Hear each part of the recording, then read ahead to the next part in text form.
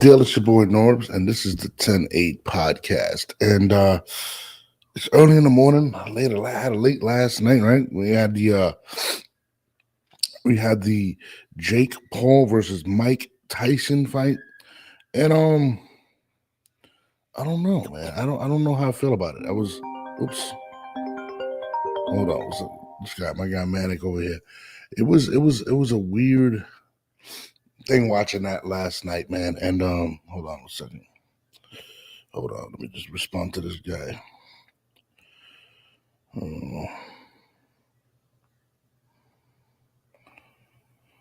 Okay. So, anyways, we had the Jake Paul fight last night versus Mike Tyson, and to be honest, the night was a dope night. We had probably the fight of the year with Amanda Serrano. Um, the Barrios fight was a good fight. It was a good night of boxing. Even the prelims were good. You know what I mean? Um, but then the Katie Taylor fight happened, phenomenal fight. Um, I thought Amanda won. A lot of people were going crazy. Um, and I called it. I called it a robbery. I think maybe I was going out of emotion, but a lot of people felt like Katie Taylor won, right? Which was, I mean, I wouldn't say a lot, but some people thought that it was a fair decision, that the rounds were close. I think Amanda won that fight. That's just me. There was one scorecard that was ridiculous. Um, and that's the beauty and the ugly of boxing is the way things are judged. And let me call my man right now. Let me text my man right now. And it was very, very interesting. Let me get my man Maniac on right now. Hold on one second. Jesus Christ, with the goddamn phone calls while I'm live. Let me see. Sure, there it is. So we're gonna get into that real quick, but show moment, y'all. Yeah, there we go. Okay. Boom. So, anyways, I watched that, which I thought was cool. But regardless, when you get people to talk about stuff, it's a dope thing, right? Whatever. I thought that was great to see the women get $13 million in total, the largest female purse of all time. I think that was absolutely, uh, absolutely dope. You know what I'm saying? Especially, for Amanda and things of that nature. And I think that's something that Jake has brought to the table that is phenomenal. That's amazing. You know what I mean? Um, you know, it was definitely a dope thing. Live Wire says that bitch kept headbutting all night. She should be stripped and the ref dismissed. I'm with you. I definitely feel you. There was a lot of headbutt, a lot of leading with the head. I believe it was on purpose. Could have been disqualified for that, but didn't. There was a point taken. That's what kind of scares me. There was a point taken, and still on one of the cards, it was a big, big difference, which I thought was absolutely crazy. Like how even with a point deducted, she wins by such a large margin. And on one card, I gotta get the cards. I'm gonna wait to Manic gets on here. You know, and I don't know, man. Like, and I'm not usually one to go off emotion, so I definitely want to watch it again. But I had Amanda winning the fight. I thought it was a great fight. I thought it was a classic. But and again, I think what's this guy's name? Andre Ward brings up a good point. How can you call something a classic and then say it's a robbery? And I can't lie. He's right with that situation. He's absolutely right. A classic usually means that two individuals going at it and it's a close fight. So he did bring up a very good point. And I was just thinking about, like, damn, man, like, was I wrong for saying a robbery? I went on Twitter. A lot of people did agree with me. But at the same time, was I right? He said won that fight by Compubox. Now, Compubox isn't always 100% accurate, but to land over 100 more punches, and this is not an exaggeration, I think it was like 120 more punches within the 10 rounds. It is a very telling thing. And again, people are going to debate Compubox is not that accurate or whatnot. Why even have, and then Compubox actually isn't a stat within the I think the voting process, if I'm not mistaken. So to me, it was a very, very controversial decision, in my opinion. I did think the fight was close. I did think Amanda won the fight by a couple rounds. I'm not even going to sit here and lie. Uh, That's just how I felt. Let me bring my expert on real quick. Let me bring my expert out of Santiago, Dominican Republic. My man, the maniac Yo, in the building. What's good, brother? talk to me, champ. How you feeling? Yo, so last night I watched the fight. I thought it was a great card. Shout out to Netflix. Outside of there was a lot of bad what transpired yesterday with the stream and things of that nature. But I'm actually up to talking about the Amanda Serrano fight versus Katie Taylor, which I believe Amanda won. I believe she won. I thought it was pretty. I thought it was pretty clear. I wouldn't say it was a landslide, but I thought she won pretty clearly. And I think one of the scorecards was crazy, if I recall correctly. You know what I'm saying? What was your take on the Amanda Serrano Katie Taylor fight? Yeah, man. So I'm glad you brought that up because you got right to the meat and potatoes, right? Let's call it like it is, man. So as people know, I don't know if people know that this was a rematch. Some people might not know that. The first fight, I slightly had Amanda edging her, but I was okay with Katie Taylor getting the decision in the first fight. I think Katie Taylor closed out wonderfully in the first fight, right? The 8th, 9th, and the 10th round. And I think Amanda slowed down. So I think, giving that first fight to Katie Taylor, I was okay with that. But this fight last night, no. Absolutely not. Guys, let's take this into account. This is what people got to realize. NORDS, a boxing match is judged on these 4 criteria per round, right? Okay. It's defense, clean punching, effective aggressiveness, and ring generalship. All right? I'm going to repeat that for the people that's in the chat. Clean punching, defense, effective aggressiveness, and ring generalship. Yeah. Amanda controlled that fight. Effective aggressiveness. What's effective aggressiveness? You're coming forward, you the aggressor, and you're effective while doing it. She's punching her. She's landing punches. Her aggressiveness is effective. Then, right? Ring generalship. You fight the fight on your terms. Right? Your real estate. We're going to fight over here. We're going to fight like this. This is how we're going to do it. That is ring generalship. She put Katie Taylor where she wanted, right? And clean punching. Who landed the cleaner, harder punches? Yeah. It was Amanda. Now, don't get me wrong. Katie Taylor landed some stuff. You know what I'm saying? Katie Taylor's tough. I don't want to take nothing from her. Yeah, I'm not here. This is not a bash Katie Taylor. And Amanda outlanded her by 107 punches. Guys, this is not 5 punch. The Bevo better be fight. Bevo only landed better be by 4 punches. And people was calling that a robbery. Yeah. 107 punches. Guys, it's really no way. It was close to a sense, but it was an obvious win for Amanda. There's no way to say, well, yes, there was nothing that Katie Taylor did in this fight, bro. Have a win in it, and then they took a point from her, and she still won by unanimous decision. Yeah. Come on, man, that was an atrocity. What was the scorecards? I forget. There was one that I was like, what? No, they were all the same, 95-94. And mind you, so that's crazy. So technically, they would have had Katie Taylor winning 6 rounds because they took a point from her. Yeah. So it would have been. So you're telling me Amanda only won 4 rounds? Come on, guys. We got to get to the point where we got to just say, listen. Like I said, I was okay with the first fight. Katie getting that. This one, there's no justification here. Absolutely no justification.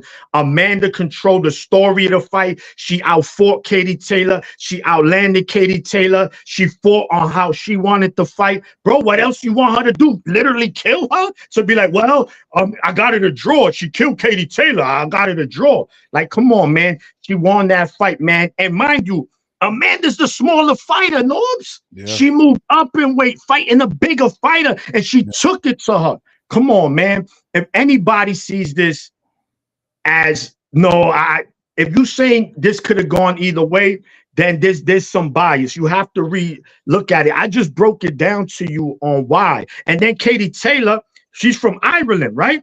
Yeah. She channeled her inner soccer, bro. She bang dirty, head, boom, dirty. Come on. So Amanda, on top of that, she got the meat showing out her eye, bro. You could see what she's thinking. That's how nasty that cut is.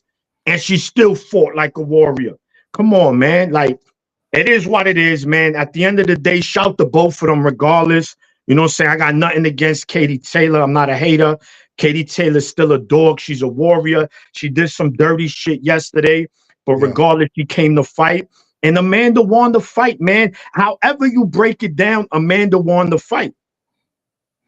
Yeah, I mean, I think it was a good fight. I thought it was a close enough fight, but I still think Serrano won the fight. But what do you think about the whole Compubox thing? Because a lot of people, Compubox is not an official actual stat. It's not incorporated into judging or any of those things. Do you think that should be incorporated in there?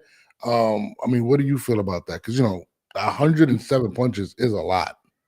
Yeah, so obviously that's true. That's a stat that the judges do not have access to, is the amount of punches landed. But again, you see Amanda coming forward the whole fight, landing the cleaner punches, the harder punches. That shit was obvious, man. That was just obvious, So listen, I understand, man. It's hard, judging is not it's not the hardest job, it's not the easiest, but I think that was I don't think that was a hard fight to judge, man. Honestly, I'm just keeping it real. That wasn't a hard fight to judge. So for them to miss that, and then it was unanimous across the board. You didn't even give a split. She did better in this fight than she did in the first fight, and they gave it a split. Yeah. You understand? I mean, look, man. It was to me, it was a clean 6-4 for Amanda with the point deduction. Now, I see somebody said in the chat, he said, nah, bro, the dirty fighters are not warriors. I get you, champ. I get what you're saying, but Katie still is. That fight, she was dirty, man. She did dirty tactics, but we can't take away from what she is at the end of the day. If Jordan clotheslines somebody, you can't say he's not the GOAT still. He's still the GOAT. He's still a great player. Yeah. But Katie was, you know what it was, Norbs? Katie, she knew she said, nah, this girl is too tough, too big. I got to implement something. So that shit was whack. I don't respect that shit. That part of the fight, I don't respect with Katie, because those were blatant headbutts. You could tell when it's accidental, Norbs. That was obvious, So, yeah, Katie, she lose points on that. But overall, I seen her fight many times, man. And she's a dog. I can't take that from her. No, I mean, that's the negative of the situation. The positive, it was a classic. I would pay to see a third. And also, the women ended up getting the highest payday in female boxing history, which I think was like upwards of $13 million or whatever it was, which is good, which is super dope. And shout out to Jake Paul for making that happen. I mean, I thought the rest of the card was pretty good. The Barrios fight was dope. And I'm just disappointed because I was invested emotionally in that. Like, I was like, man, that was the fight I wanted to see. It wasn't even the Tyson fight, to be honest with you. It was more so the Katie Taylor fight. So there was positive in that, you know what I mean? I did like the presentation for Netflix. I thought the presentation was super dope. It made it look like the Super Bowl. It really did. Like aesthetically, it looked incredible. I know a lot of people were complaining about the stream buffering and going down. Mine went down a few times. Like everybody's. Yeah. Somebody said theirs was going through Chris the entire time. And whatever. But that was the positive of that. You know what I mean? Again, we could agree to disagree about the decision, whatever. Now, come the main event. Iron Mike Tyson versus Jake Paul. Oh man, I got to start off with this one, man. I have to. Go ahead. When the fight was initially announced, I was like, come on, he's 58 years old, man. And in my head, I was like, bro, there's no way Mike could do this. Then people start seeing the clips of him working out, be like, oh, look what he's doing. And I'm watching, I'm like, oh, he does look kind of crazy, but at the same time, we're watching this on short distances where he doesn't have to travel, right? And this is crazy, Manic. So I used to work at the airport, right?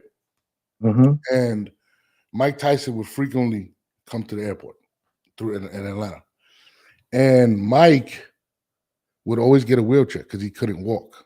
This is a fact.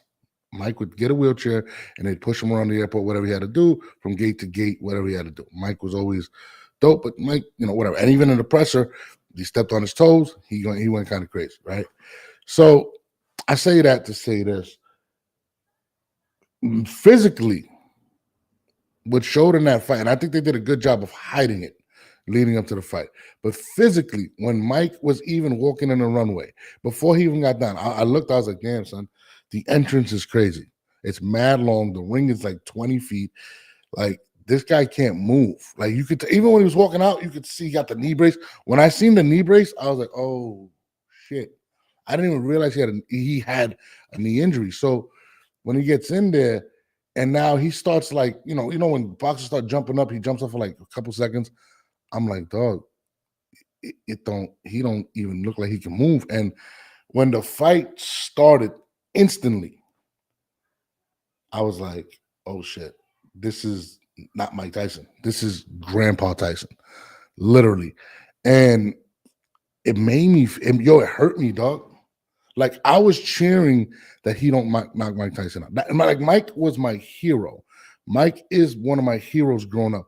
And I just felt that I got emotional. I was like, bro, like if Jake hurts him, like I felt like he could have died or he couldn't even move. He really couldn't move. Like it was devastating to actually watch a shell. Like people always say, oh, Michael Jordan came back as a shell of himself when he came back to the Wizards. He still scored 40 points. Mike Tyson, this is not even a shell of himself. I don't even know what to say. And to me, I felt like, and I got a lot of respect for Jake Paul, and I get the whole, drawing people to the box office. But I even think even Jake knew at that point in the fight that he was like, I could really hurt this man. And it was devastating to watch. To me, it was devastating for me to watch. I mean, what was your take on it? Yeah, man. Look, just like you said, man, Mike is my GOAT, man. Mike Tyson, it's Puerto Rican from New York City. Yeah, you think, oh, Trinidad, Miguel Cotto. I mean, I love those guys too. Yeah. Mike is my GOAT. He's the reason why I was even started watching boxing in the 80s. I was a little kid, and I love Mike, man. He's the closest thing to a real live superhero, man. That's what Mike Tyson is, man. You understand? So we love him, man. We love Mike. But I said it, Norbs, going into this fight, anyone taking this fight even remotely close, you bugging. You know the saying, Father Time, right? Yeah. Father Time's been knocked on Mike Tyson's door years ago, decades ago. You really thought that anybody really thought Mike was going to go in there and do something? Come on, man. Yeah. Absolutely not. And when you look at it, right, you could tell he could barely throw a punch. And then on top of that, he got a messed up knee. I said, oh, man, this is a scam. Yeah. This is a real live circus. This is Barnum and Bailey right here. Ringling Brothers and Barnum and Bailey. And you got to remember something, right? No knock to Jake Paul, because like you said, that was a spectacle. That was an event, right? There's a show and there's an event, bro. That was like a show and an event put together. Wow, that was amazing how MVP set that up. I know the people that were there live, they loved it. Everyone was, just complimenting how they set that event up. But again, to the fight, Jake Paul, you got to remember, he's a hot commodity right now, right? When you hot, they're like, yo, we making a lot of money off this guy. And you also got to take into account, and this is just being honest, Jake Paul is a Caucasian fighter, right? Boxing doesn't have a good Caucasian fighter right now. Hence why majority of the Caucasian audience move over to MMA, because they got fighters over there they could root for, they could look for. And that's fine. That's cool. There's nothing wrong with that. So now someone like Jake Paul, oh shit, we got a boxer. They don't care if it's a gimmick. They don't care. They just see a guy with gloves. He's there. And He's a Caucasian guy. And, I like Jake Paul. You know what I'm saying? He got some I do too. swag to him. But the fight was a joke from the beginning. I wasn't even remotely, I turned down bets. Honestly, some people are like, yo, I bet. I said, bro, I don't want to take your money. Well, why? That's dirty. I think for me, that would have been dirty to bet people Jake Paul, Mike Tyson, man. Look, at the end of the day, shout to Mike, but that was just a circus, and that's that. People are comparing it to when Chavez fought De La Hoya, or but bro, it's different. They were still kind of sort of something active, like for real. Somebody said NORDS, Beterbiev came out in a knee brace. Beterbiev wasn't 58 years old and out of boxing for years. It was like beating somebody's grandpa up. Like, let's be honest. Like, bro, it really broke me watching it. Like, I really watched it, and it hurt me, man. And even how they did him with his butt cheeks out, dog. What was that, dog? Like the guy has a moment with his son, and he turns around, he's in a fucking thong, dog. Like, I'm like, come on, bro. Like, it was pretty embarrassing, man. And watching Mike talk after the fight, he's like, yeah, I don't think I'm done. I might fight Logan. And I was like, nah, please, Mike, don't do it, bro. Like, we love you so much that if you like, and it's not about the money. It's definitely not about the money. I don't believe so. I mean, he has a successful boxing podcast. He just made about 20 million. To me, it's like, man, like it just, to me, it hurts the sport more so. And we have to protect our icons. You know what I'm saying? And to me, man, just watching it, man, I was scared. I thought he was gonna die. Like, bro, he went to, I think it was towards the later rounds. I think it was maybe the 7th, 8th round. He could barely get off his stool. And I'm just sitting there like, bro, boxing, you don't play boxing. And as many people we've watched actually die in boxing, right? Like, some people have probably not seen it on the larger scale because it hasn't happened like on a major show or whatever. But there's a lot of boxers that have died within the years. And they're in their 30s. Yeah, their 30s. We're talking about, I thought he was going to, bro, thank God Mike didn't have like a heart attack or anything. I really felt like he was going to pass out right there, bro. And there was one point where Jake started landing. And I knew that was going to happen. I was like, yo, he's going to get out of the first round once he gets out. And that's the crazy thing. Mike didn't even have a round in him. Like, he couldn't move. He looked like when a dog has a wheelchair and he has to drag himself. That's what it looked like, bro. It was so bad to me, man. And I was just like, yo, Jake, I really like you, but dude, I could have did without this, man. Like, this was so bad, man. And I don't know, man. I was so, but again, there's a lot of good that came out of this event. It's just seeing that. It really bothered me. Steve Johnson says, glad Mike didn't get seriously hurt. In genius fashion, Jake Paul made his Make-A-Wish fight a world event. Yeah, I mean, 100%. But Stevie, you're right, bro. That's he did. It just Make-A-Wish a word. Hey, there you go. Facts. I agree with that. That's exactly what it was. It really hurt me, man. Like, I was just like, Mike wears orthopedic shoes, dog. Like, it's just one of those things that it was crazy. But at the same time, is the benefit more eyes on the sport? I don't know. What do you think? So you know why? Because again, it's Jake Paul, man. He's something now that he's a trend, man. He's someone has a lot of marketability. As you've seen it, anything he does is money, man. Big events. Last time he was in Tampa, sold out that arena, big numbers. Yeah. This one, big numbers, man. Anything Jake Paul touched, big numbers. So remember, this is a business. And I know, first of all, shout to Jim Brown in the chat. He said, how was it a joke, but has so much intrigue? Jim Brown, again, my brother, the name, Mike Tyson. Yeah. People think, oh, Mike Tyson. Bro, but they forget this dude is a grandpa already. Like you said, that's like Mike Tyson's grandson got slapped by somebody and he went outside to fight them. And he just didn't have it no more. You understand? Like, it had intrigue by these casuals, not by the hardcores. We didn't ask for this fight. Who's going to be hyped to see a 58-year-old man versus a young guy who came out of YouTube? Come on, man. Let's call it like it is. But regardless, the event was a success. That's more important. Yeah. And it's a business. It made a lot of money. The gate broke records. I think for a fight over 17, it made big bank. And on top of that, Mike Tyson, like you said, rumor has it, he's a guarantee about 20 million of this.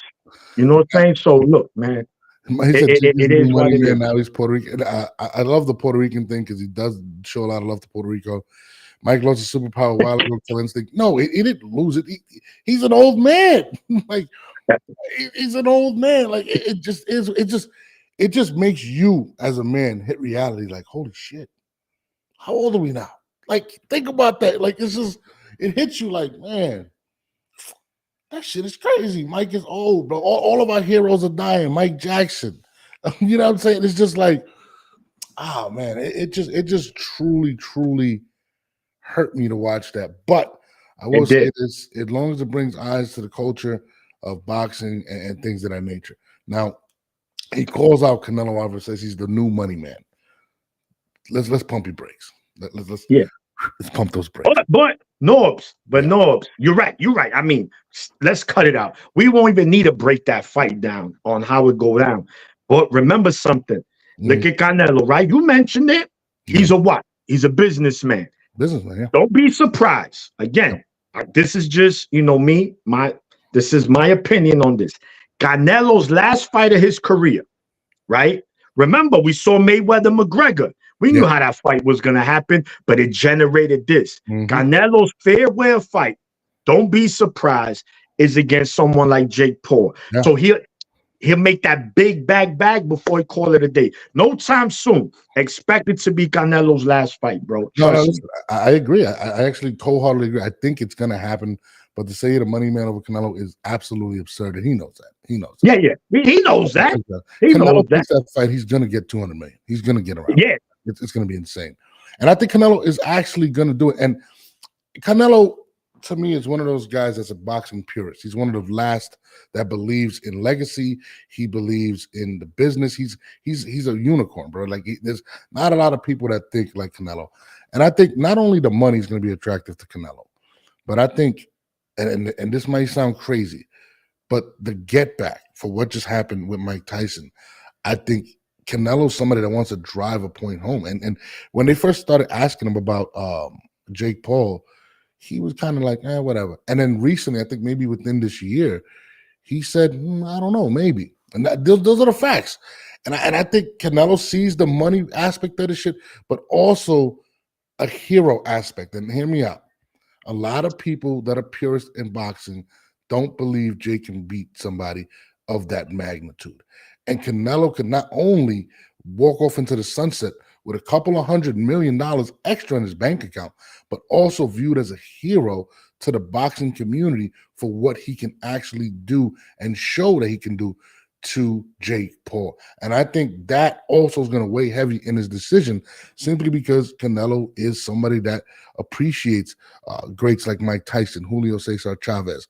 He loves the actual sport of boxing. When you ask him, why do you do this? I love to box. Canelo could just run around and use his name to win decisions and just not fight, but he continues to fight and move forward. And I think the hero aspect of this situation may weigh heavy in it, and Canelo may want to go out into the sunset and do that. I mean, what do you think about that? No, that's a phenomenal point you just made there regarding that. And I agree, right? Like I said, it's not going to be Jake Paul next. That'll be at Canelo's end. He knows that. But we listen, like you said, right? It's like, we consider you a boxer, but more of a gimmicky, and you beat my man Tyson. That's, bro, it don't matter if you Spanish, Chinese, European. Majority of the people that grew up in the 80s, Mike is your GOAT, bro. Yeah, let's call it like it is. Yeah. You know what I'm saying? So, yeah, Canelo's going to feel a certain way. Like, he going to do that to my man. Don't worry, Mike. I got you. Not right now. Not right now. Let it marinate. Let it get bigger. And when it's time, I'm going to decapitate that boy. Because we're not even talking about who will win that fight. Come on, that is just that's a waste of time, Canelo and Jake Paul. But we talking about the business aspect, right? Norbs, you mentioned it many, many times. Business, money. You're gonna tell me I could walk away with over 100 mil guarantee plus incentives, gate paper, and a Canelo Jake Paul pay-per-view will be retarded, bro. Because you know what's gonna happen? His fan base that Jake Paul has, which is a huge fan base, they're gonna tune in really thinking Jake Paul has a shot to beat Canelo, and that's fine because that's gonna bring viewers. You just stack that on the card like they did yesterday. And I guarantee Jake Paul Canelo for his farewell fight. Hear me out, guys, in the chat. And Canelo's last fight, not next. You have that, and trust me, guaranteed banger. Yeah. Money. And another thing is, I think Jake is bugging on Canelo's not going to go up to 200 pounds. He's not going to do that. First of all, Canelo's a very prideful individual. It's his way or the highway. So he's going to make you come down at least to 190, and Canelo will probably show up about 180 and say, okay. And I'm gonna be honest, like it's gonna be a bloodbath. Like Canelo's he's not gonna agree to 14-ounce gloves. He's not gonna do those things that are too many rounds. He's going to say, and I don't know Canelo personally, but I think Canelo's going to say, listen, you want to be a boxer, then we're going to do this boxing way. So we're going to either, 10-ounce gloves, 3-minute rounds. He's going to pick the ring size. He is going to do everything in his power to show this guy the purity of what the sport of boxing is. And honestly, I think he knocks Jake out. Like, I'm talking about cold. Like, no, it's not if he knocks Jake Paul out, it's how he's going to do it. Yeah. That's the reality of it. Yeah. And bro, I'm not gonna lie, that I would pay to see. And again, here we go again, another Jake Paul fight, right? And you see how you get right back into it. But that's the thing. I don't want to see Jake Paul fight anybody else. I don't want to see him fight Evander Holyfield. I don't want to see him fight. No, please, no. Please don't. Honestly, at this point, it's either Canelo or bust at this point. I really want Canelo to do it. I'm like, you know what, Canelo? Let's do it, man. Like, do it for Mike. Do it for boxing. And again, I think, I'm gonna say it repeatedly. I believe that Jake Paul is actually great for boxing. I think he's with MVP Promotions and what he's doing, bringing it over to Netflix. Even though Netflix had hiccups, it was a great event. We got Turkey Alasika on the other side. There's a lot of money being circulated around boxing where these boxers can now make money, and maybe that can make the great fights happen. So to me, I think Jake Paul is great for the sport. One of my boys can't stand him. He wouldn't even watch the fights last night because he doesn't want to watch anything in regards to Jake Paul. He says he's a fake. He steals from the culture. I don't agree with him. I don't. I think Jake brings a lot to the culture. He's bringing a lot of excitement. He's kind of reinvigorated. I think, I'm not sure if that's the word, but I think he adds a lot of that. But I don't want to see him fight an old man. I don't want to see him fight anybody but Canelo Alvarez at this point. And I think he knows that too. I think honestly, I think him calling out Canelo is the end of his boxing career. I think he knows that. I think he's just going to go into promotions and start developing fighters, which he's doing now out of Puerto Rico. He's signing a lot of people. He's helping a lot of people. But I think that's going to be his farewell to fight the biggest fighter on the planet. Yeah. And when we look at Jake Paul, right, there's two aspects of his career. There's Jake Paul, the boxer, and there's Jake Paul, the promoter. Yeah. Now, as far as Jake Paul, the boxer goes, he's either fighting a lower tier professional fighter or old MMA guy, and then something like a Mike Tyson. How I'm supposed to take a fighter that serious if he's doing that kind of route? I want him to do what any other fighter coming up does, Norbs. Yeah. That's slowly bring him up until title contention if he's that good, right? Yeah. So when it comes to Jake Paul, the fighter, is like it's whatever with me. Like I don't hate him, but we talk about Jake Paul, the promoter, the businessman. He is doing phenomenal for boxing. Yeah. No one can take that from him. And I'm gonna be honest with you, I don't think, and I think Jake is taking this serious, but the guy started boxing in his 20s. He doesn't have the amateur experience. He doesn't have the rounds. He doesn't have any of that. He can fight older fighters. He can fight casual fighters, but he wasn't going to be Hasim Rahman when they were scheduling that. He backed out of it. Junior, He knew yeah, he was Junior, but Rockman that would have Junior. ruined it. He wouldn't be able to get the big mega fights that people want to see, because there are some people that believe that Jake can really be successful as a pro. I don't think so. And I think Jake knows that the run is almost up, and that's why I feel like he's reaching for Canelo. I think maybe it's one fight, and again, I don't know who this fight would be, to be honest, and then a Canelo, and I think he goes straight to that, to be honest with you. And again, I think he sees the light at the end of the tunnel. I think he's like, yo, it's almost over. I can't continue to fool people. I've done enough for boxing in regards to shedding light on it. Now let me do things for boxing within boxing. He's teamed up with, I think, Amanda Serrano is a part of MVP Promotions. Correct. I don't know if she's an owner or whatever, but he's formed a good, solid business in regards to and relationships. Relationships are everything in boxing. Netflix opened the bag for you. They didn't even charge a pay-per-view. Think about that for a second. So that shows how much money that Netflix actually has that they didn't even charge, bro. It was, you had a subscription, here you go. So, I think we're gonna see a lot of good things come out of this in regards to what he's done. But please, no, I don't want to see this no more, bro. Like, I don't want to see Floyd. I don't want to see you. I just can't take it. My heart couldn't take it last night, man. Yeah, it was bad. It was bad to watch, man. No one could disagree with that. That's the obvious, man. And somebody mentioned Levon Pettis said promotions, sponsorship, and business was amazing. Absolutely, 100% amazing. It was a home run, bro. They hit a home run with all of that, man. And that's what it's about, right? The more money you make is like, you know what Netflix is gonna do now, right? They're gonna take a chance on another fight. NORDS, that shit was a say. They just gotta fix their streaming. I guess they didn't expect so many people to be tuning in. It kind of crashed. It was crashing. Yeah, I think Cedric the Entertainer's outfit was helping the stream crash. I was getting Coming to America Part 3 vibes. I don't know what he was doing. He looked like the Heisman Trophy at one point. I was confused, but yo, I'm gonna be honest, man. Like, I definitely do look forward to another Netflix fight. I'd like to see guys like Boots get involved with Netflix. I'd like to see, because these are the guys that really need exposure. And I will tell you this: watching Mario Barrios yesterday, I don't want to see him fight Boots. I think Boots will kill him. I don't care what people think about Boots right now. No. I've always said, listen. I've said at 147, right? The three champions not named Boots are Iamantis Stanionis from Lithuania. Yeah. He's a come forward brawler. You got Mario Barrios, and then you have Brian Norman Jr. Those are the other champions. I've always said that I like Boots to be all of them. I think the one there to give him the best fight because he could punch and he's tough is Brian Norman Jr.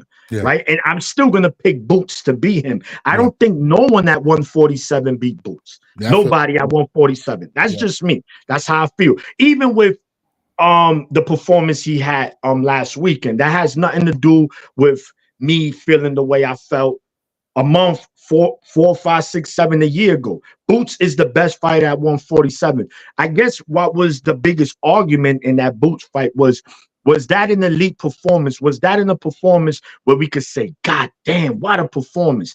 It wasn't. He still won the fight, but we just keeping it real here. So let's see what Boots does next. But yeah, he will decapitate Mario Barrios. Absolutely. No, absolutely. Somebody said Boots is going to win. No, actually, I heard Oscar De La Hoya came out and said that they're not going to take the Virgil Ortiz fight at 154. They agreed to the 5-on-5, but they're not. I think Eddie Hearn doesn't want to do that fight. I guess after watching his performance, his latest one, he's not interested in doing the Virgil Ortiz fight, which kind of sucks. But yeah, I mean, in regards to Boots, I could care less him unifying at 147. And I'm just being honest. Like we talked about the other day, I was like, at this point for Boots, he needs to do things that are going to up his profile. I don't think beating Brian Norman or getting a belt. Some people are like, oh, if he gets a belt.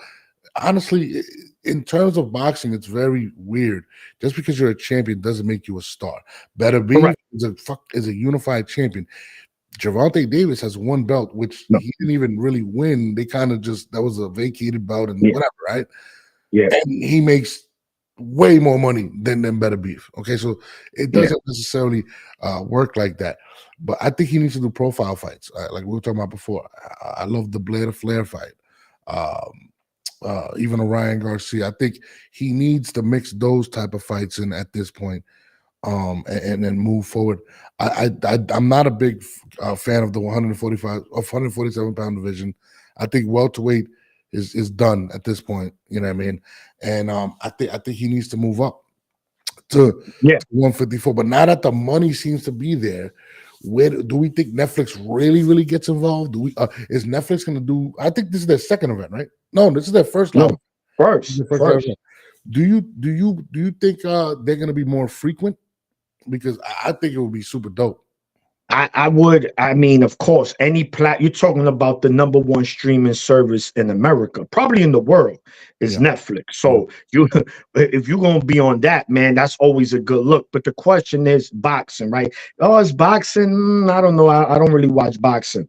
It all depends who you. All right. The next event Netflix puts on, if it's a non-Jake Paul event, right? And we're talking about a Boots, we're talking about a Bud, we're talking about Canelo. It all depends on the dance partner too, right? Because I think that will always add value, your opponent. All right. It's Canelo. Who's he fighting? All right. We know who Canelo is, but who's he gonna fight? If it's somebody of name, cool. Same thing with Boots. So you got to make sure that you want to hit a home run, right? You want to hit a home run when it comes to matchmaking. So to add to what you're saying in regards to Netflix, clearly Netflix wanted to get off with a bang. Their main thing, especially if you're not going to charge for pay-per-views, is to draw in as much traffic as possible. It's called the digital imprint. That's how these streaming companies live, because they get advertisements, they control the digital aspect of it. Boots is not going to move the needle. So even if Boots were to get into one of those fights, that's why I'm answering this guy. He says Blair to Flair is crazy. The reason I mentioned Blair to Flair is because he's going to do everything in his power, especially given the opportunity to be on such a big platform, to sell the fight. Even listen, he fought Don King in a closet, under Don King in a closet against Rona, and no, they fought in a Kentucky Fried Chicken lobby. Yo, they fought in the cafeteria, bro, in Brownsville. It was terrible, dog. And he still stood there and sold the fight. Can you imagine giving somebody like Blair to Flair or Ryan Garcia that type of stage? That's why I say Boots can't go and fight Brian Norman Jr. on Netflix. It has to be one of these individuals where they're going to sell the fight. And I think that's where Netflix is going to try to find their balance. Yeah, let's have some good fights on there, but they still have to have something that's going to grab in casuals. I know a lot of hardcore fans aren't going to like that because they just want great matchups. But Boots Ennis, as great, as talented as he is, very uncomfortable in front of the camera, doesn't do much talking. You know, there's a lot of variables that he doesn't carry that somebody like a Blair to Flair does. And I think this is the perfect stage for someone like him and Ryan Garcia to make happen. And if we want Netflix to stay around, those are the fights that we're going to start witnessing, because their main thing is to draw traffic to the app. Hence, we just saw Jake Paul versus my grandfather Mike Tyson. You know what I mean? So I think that's the level. I don't think we're going to see like how the Zone has all types of fights on Netflix. Netflix, they just signed a deal with the NFL. NFL is a multi-billion-dollar industry. They're not looking to go and get a Jose Cuervo versus Julio Sanchez. They're not going to do that. They need to draw in big numbers. So I think it's going to be a mixture, and I think that's a good thing for boxing.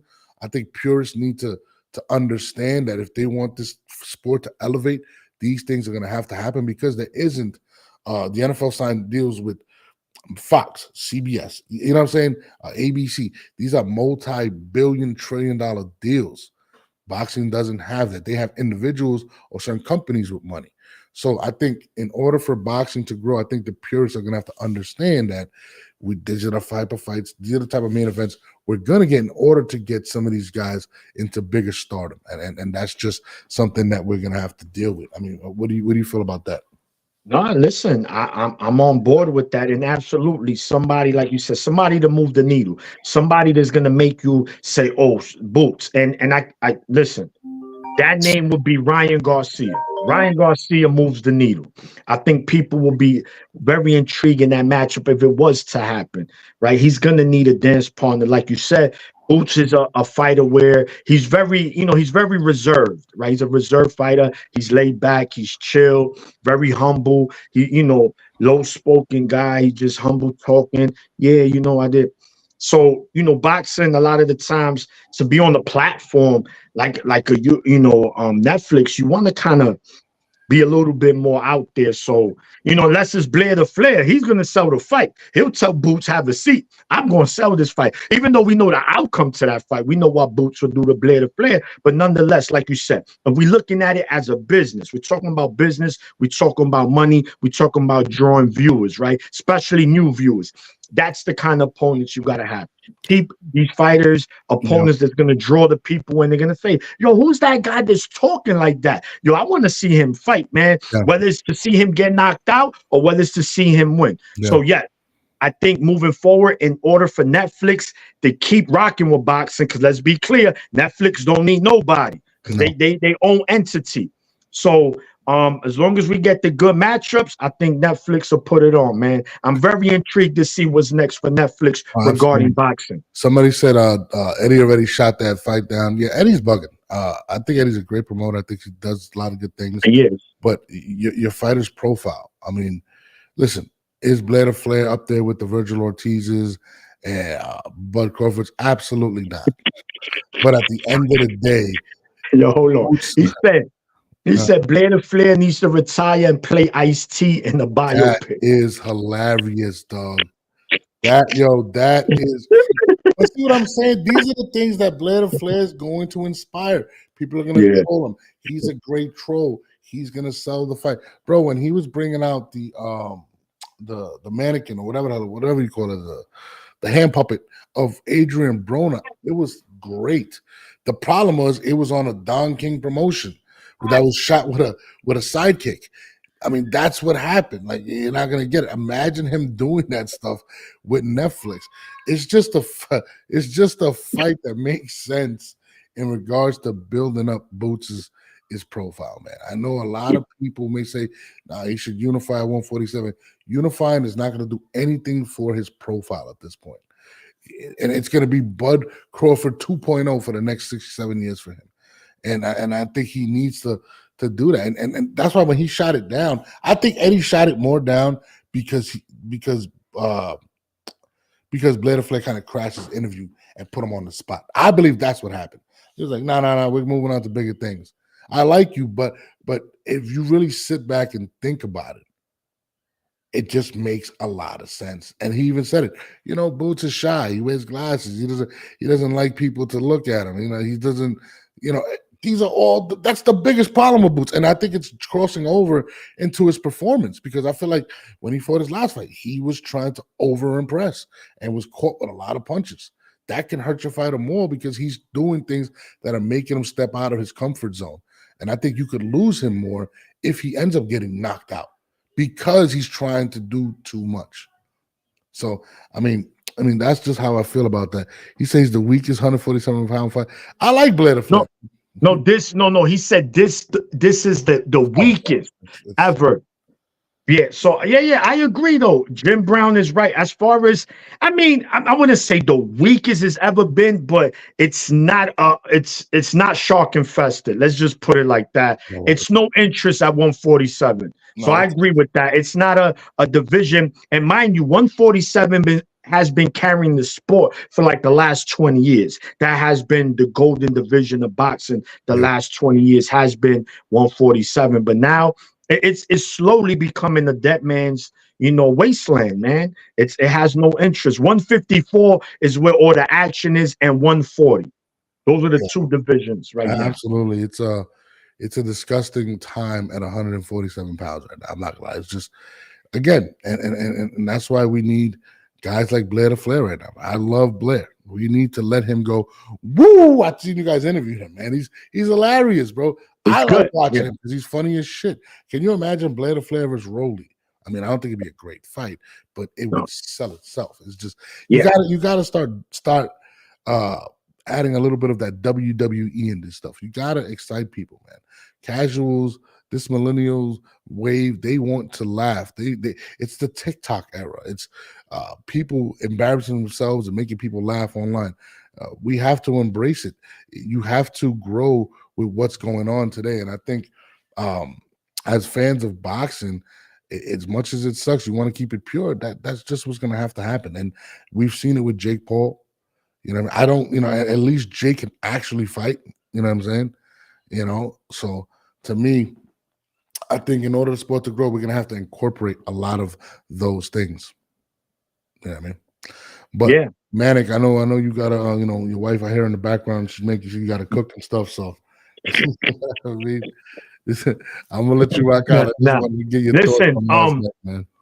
We're gonna remember, tune in around, I think, 12 o'clock, the Rias. Oh, I forgot. You going to the Backstreet Boy concert? No disrespect. It's Justin Timberlake today. Okay. My fault. Yo, you know what's funny? I actually had 2 extra tickets, but I know you're in New York, and you would have been right next to me with the I Love JT t-shirt. You know what I mean? But you would have had, remember that little tanguita Tyson had on yesterday? You would have had the Justin Timberlake one.